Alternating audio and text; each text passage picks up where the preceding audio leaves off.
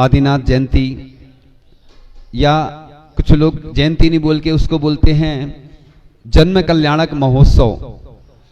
अपन लोग अपना जन्मदिन तो बहुत अच्छे से मनाते हैं, लेकिन भगवान की जब बात आती है तो ऐसे मनाते हैं जैसे उदासीन सबको दीक्षा लेना हो, क्योंकि उसमें हमारा स्वार्थ नहीं रहता, वो क्योंकि समाज बनाएगी। ये गलत धारणा है। अगर तुम्हें पुण्य बढ़ाना है तो हमने तो एक बहुत अच्छी चीज सीखी है जीवन में, कोई भी अच्छा काम हो रहा हो उसमें बढ़ चढ़ के हिस्सा लो, और युवाओं को तो आगे आना ही है। कल हमें ज्यादा लोगों की जरूरत नहीं है, 1008 लोग चाहिए बस, क्योंकि लोगों को चिंता है कि इतने लोग कहां से आएंगे, नहीं आएंगे तो हम देवों को बुला लेंगे। क्योंकि अभी किसी ने बताया कि एक दिन दोपहर में 1 बजे देवों के द्वारा अभिषेक हो रहा था। अतिशयकारी भगवान है, तुम लोगों को विश्वास नहीं है। हमारे गुरुदेव तो अतिशयकारी थे, चमत्कारी, और भगवान भी, हमें तो विश्वास है। लोगों को विश्वास नहीं रहता, क्योंकि लोगों को जब देख लेते सामने तभी विश्वास होता है ना। तो चिंता नहीं करो, जन्म कल्याणक देव मनाते हैं, 1008 कलशों से अभिषेक करते हैं। आपने देखा होगा जब पंच कल्याणक होते हैं ना, तो 1008 कलश वाले अगर नीर भी रहते हैं, जितने लोग रहते हैं विक्रिया हो जाती ना, तो ऐसा दृश्य होगा ना तो तुमने देखा होगा ना हमने देखा होगा। विश्व के लोग जहां भी हमारी बात पहुंच रही है ना, सभी लोग अपने नाम भी भिजवा सकते हैं शांति धारा में, उनके उच्चारण होंगे अगर हमारी अनुकूलता रही। मैं बोलता इसलिए नहीं हूं कि मेरे महाव्रत हैं, सत्य महाव्रत है, अगर मैंने बोल दिया नहीं हुआ, लेकिन मेरी कल भावना है, भावना तो बोल सकता हूं मैं। 1008 लोगों के नामों का कल उच्चारण हो सकता है, संभावना है। पहले से बोल दूं, लोग आए चाहे नहीं आए, विश्व में जहां तक भी मेरी बात पहुंचेगी ना, पूरे लोग अपने नाम तो भेज सकते हैं। और जो सौभाग्यशाली होंगे, बड़े पुण्यशाली होंगे कि यहाँ की चतुर्थकालीन प्रतिमाओं का अभिषेक शांति धारा करने का अवसर मिलेगा, जो जहां से भी हो, जहां जैसे भी सुन रहे होंगे, वो सब आ सकते हैं। नहीं आ सकते हैं तो शांति धारा में नाम उच्चारण जरूर करवाएं, क्योंकि ऐसी ऊर्जामयी प्रतिमाएं हैं चतुर्थकालीन।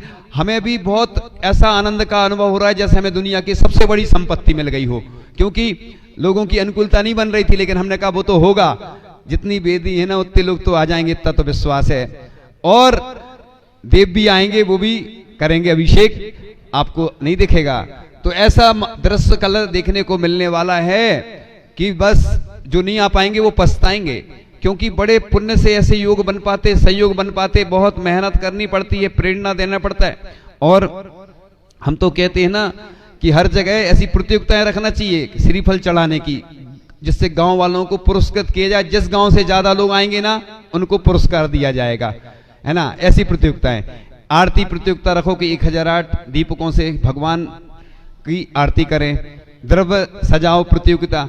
एक बार छिंदवाड़ा में थे तो उधर लाड़ू थे, ऐसी चढ़ता था, लाड़ू प्रतियोगिता करी तो इतने सारे लाड़ू आए, और एक से एक अच्छे से गाजे बाजे के साथ। मतलब आजकल कंपटीशन का जमाना है। लोग कई बार सौदरमिंद की बात आती, महाराज जी हमें बनना है, हमारे पास पैसा नहीं है, हमें माता पिता बनना। जब निःशुल्क होता है, कम राशि में होता तो करते नहीं है लोग, और जब ज्यादा होता सो नहीं करते, बहाने मनाना कुल मिला के लोगों को।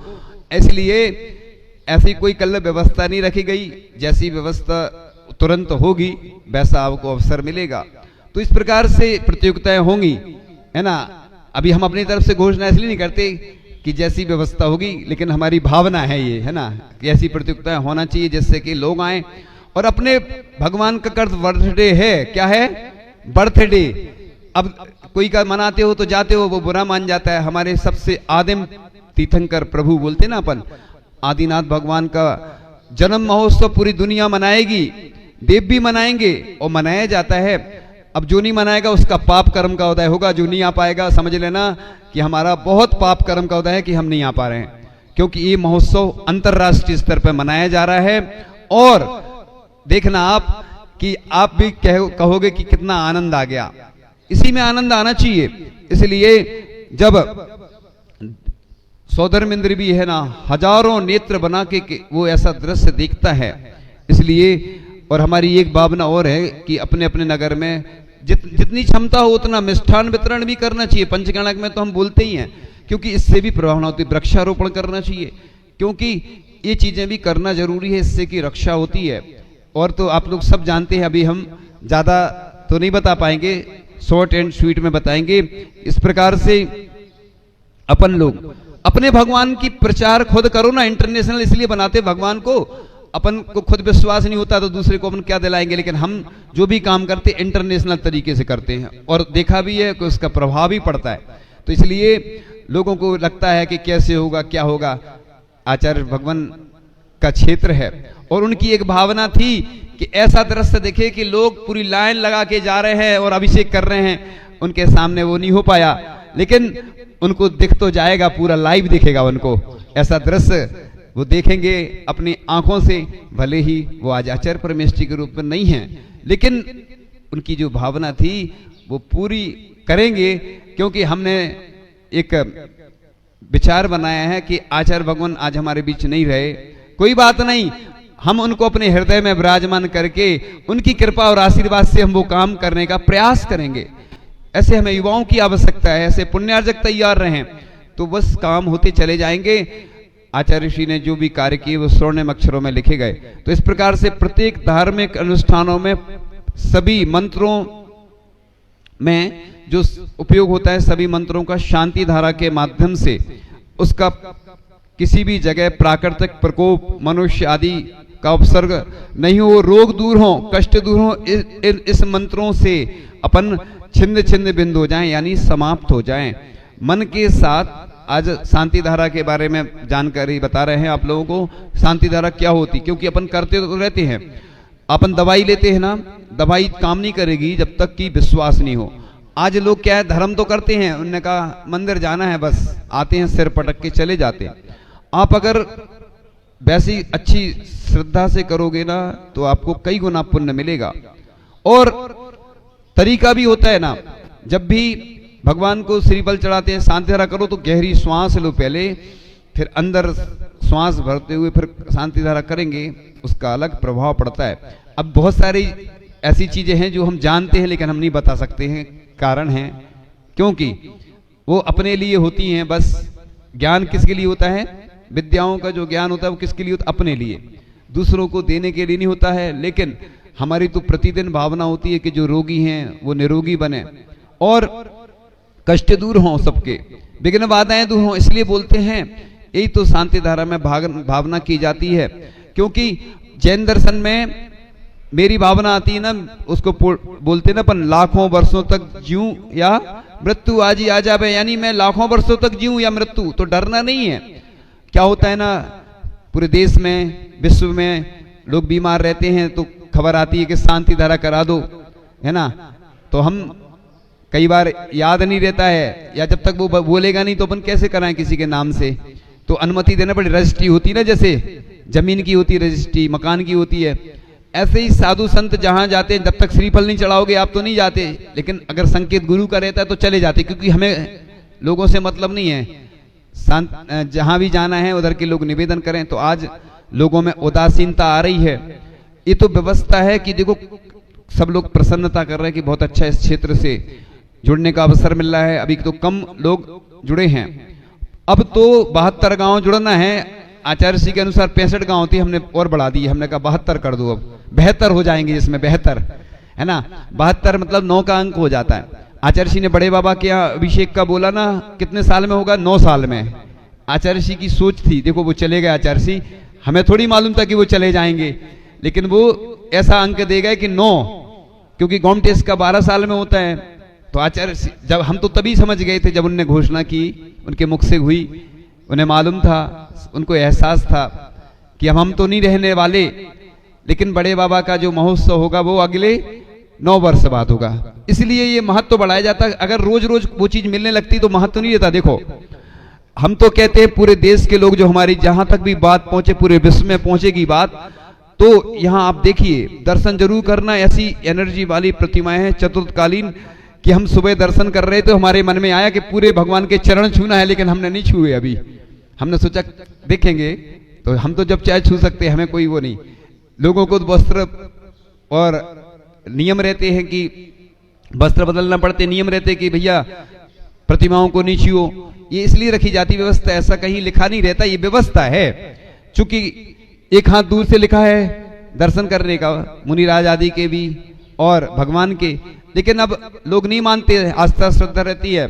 एक बार एक गंज वासोदा की बात थी और आचार्य जी अंदर विराजमान थे। एक दिल्ली साइड से कोई व्यक्ति आया, जिद कर रहा था हम तो आचार्य जी के चरण छुएंगे।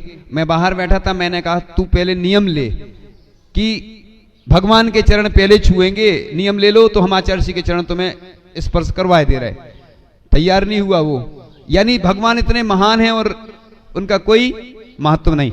इधर हर भगवान जो भी चतुर्थकालीन हैं या जितनी प्राचीन प्रतिमाएं हैं तो उसका उल्लेख होना चाहिए, इससे लोग जुड़ते हैं, आस्था श्रद्धा। लोगों को आजकल क्या होता है, विज्ञापन का जमाना है, टीवी पे विज्ञापन आता, लाखों करोड़ों खर्च होते हैं और खराब चीज भी बिक जाती है। मतलब खराब, मैं किसी की बुराई नहीं कर रहा हूं, मतलब ऐसा बोलना ठीक नहीं है क्योंकि लोगों को लगता है, यानी जो चीज बिकने वाली नहीं ऐसा बोल सकते, वो भी बिक जाती, ये ठीक है, सुधार कर देते हैं। क्योंकि आजकल क्या हो ना, मैं जो भी बोलता हूं ना तो बहुत सोच समझ के बोलना पड़ता है, कभी भी कोई किसी को मैं कष्ट नहीं देना चाहता, इसलिए मैं किसी का नाम नहीं लेता हूं। तो जब ऐड आता है ना टीवी पे, इसलिए हमने बोला था ना कि हिंसा को मिटाने के लिए अहिंसा का प्रचार आवश्यक है।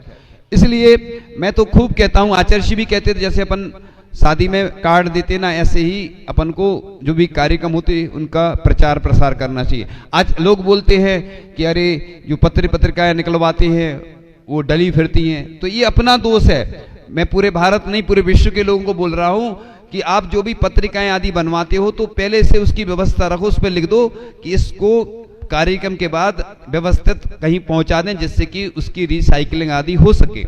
व्यवस्था करो, या तो बनवाओ नहीं, क्योंकि आजकल तो वैसे भी वो आ गया। लेकिन क्या है, जो घर में जो और भी लोग रहते हैं वो देखते हैं, मंदिर में मांगलिक कार्यक्रम होता है, आयोजन होता है, लोगों को जानकारी हो। मैं ना तो इसके समर्थन में हूं ना विरोध में हूं, लेकिन मैं तरीका बता रहा हूं कि पहले से ही उसकी व्यवस्था करो। जैसे अपन पूजन में स्थापना करते हैं ना, फिर विसर्जन कर देते हैं, हर जगह व्यवस्था है, आप उसकी व्यवस्था करो।